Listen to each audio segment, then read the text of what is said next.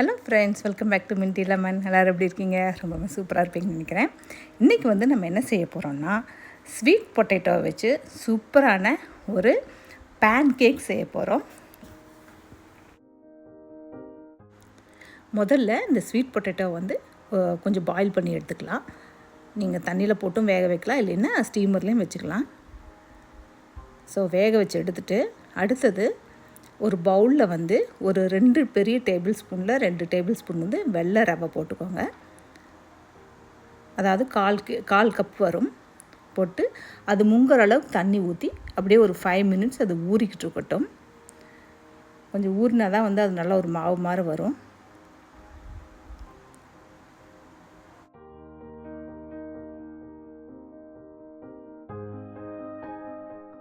இப்போ வந்து நம்ம சக்கரவள்ளி கிழங்கு நல்லா வெந்துருச்சு.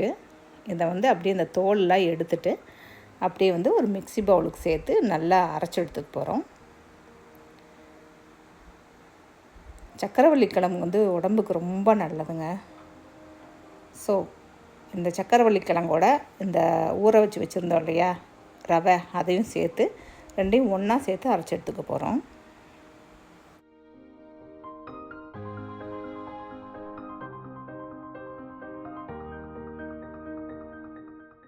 இப்போ அந்த அரைச்சி வச்ச மிக்ஸோட வந்து கொஞ்சமாக சால்ட்டு கொஞ்சமாக போதும். தோசைக்கு சேர்க்குற அளவுக்கு வந்து நிறைய சேர்க்கக்கூடாது. அப்புறம் வந்து கொஞ்சமாக பேக்கிங் சோடா சேர்த்துக்கலாம். இது வந்து சக்கரவள்ளி கிழங்கு சேர்த்துக்கிறனால வந்து ஒரு ஸ்வீட் தன்மை கொடுக்கும். அதனால் வந்து உப்பு நீங்கள் கரெக்டாக சேர்க்கக்கூடாது தோசைக்கு சேர்க்குற அளவு.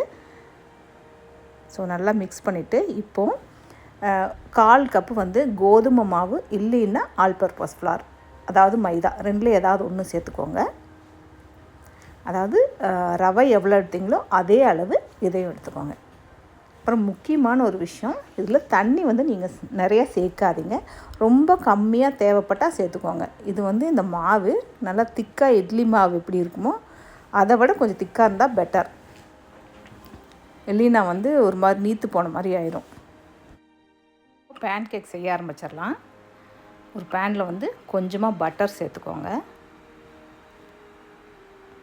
மிதமான சூட்டில் தான் வந்து இதை சுட்டு எடுக்கணும், இல்லைன்னா வந்து கரிஞ்சிரும். நம்ம சக்கரவள்ளி கிழங்கு போட்டிருக்கிறதுனால பாருங்கள், மாவு நல்லா இவ்வளோ திக்காக தான் இருக்கணும். ரொம்பவும் தேய்க்கக்கூடாது. நல்லா ஊத்தாப்பம் எப்படி ஊற்றுவோமோ அது மாதிரி ஒன்று ஒரு ஸ்மால் ரவுண்டுக்கு ஊற்றிக்கோங்க, தேய்க்காதீங்க.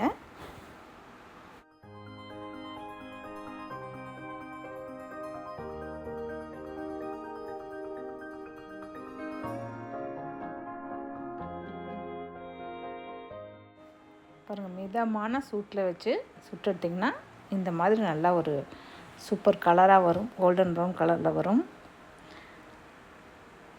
ஸோ இப்போ வந்து நம்மளுடைய sweet potato pancake ready.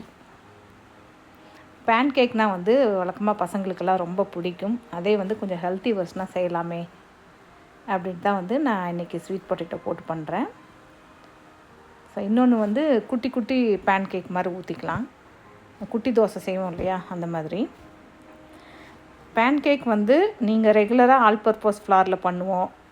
இது வந்து கொஞ்சம் ஹெல்த்தி வெர்ஷனாக இருக்கட்டும் அப்படின்ட்டு ஸ்வீட் பொட்டேட்டோவில் பண்ணேன். ஸ்வீட் பொட்டேட்டோ வந்து உடம்புக்கு ரொம்ப நல்லது. சின்னவங்கலேருந்து பெரியவங்க வரைக்கும் எல்லாருமே சாப்பிட்லாம். It's really good.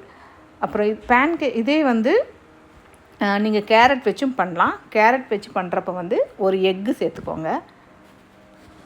அதாவது வந்து ஒரு எக்கு, ஒரு கேரட்டு, அப்புறம் வந்து மாவுக்கு பதிலாக வந்து நீங்கள் ஓட்ஸு கூட சேர்த்து பண்ணலாம். இன்றைக்கி என்கிட்ட ஓட்ஸ் இல்லை, அதனால் வந்து நான் கோதுமை மாவு சேர்த்து பண்ணியிருக்கேன்.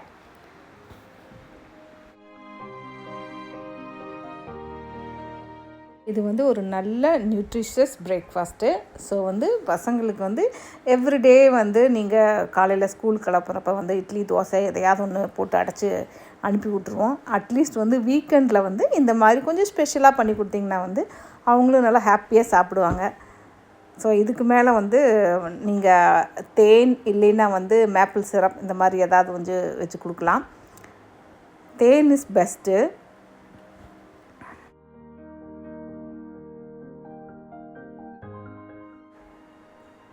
இப்போ வந்து நம்ம பேன் கேக் சூப்பராக ரெடி ஆகிடுச்சு. டேஸ்ட் பண்ணி பார்க்கலாமா? நான் வந்து இன்றைக்கி இதுக்கு மேலே ஹனி தான் ட்ரிசில் பண்ண போகிறேன். ஹனி ட்ரிசில் பண்ணி தான் சாப்பிட போகிறேன்.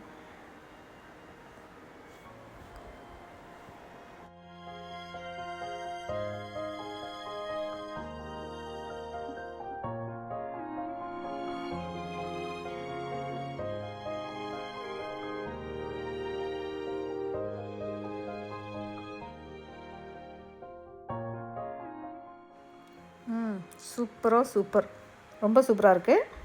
இந்த ரெசிபி வந்து நீங்களும் வீட்டில் ட்ரை பண்ணி பாருங்கள். ட்ரை பண்ணி பார்த்துட்டு உங்களுக்கு இந்த ரெசிபி பிடிச்சிருந்துச்சுன்னா லைக் பண்ணுங்கள், ஷேர் பண்ணுங்கள். மறக்காமல் மின்ட்டி லெமன் சேனலுக்கு சப்ஸ்கிரைப் பண்ணிக்கோங்க. தேங்க்யூ.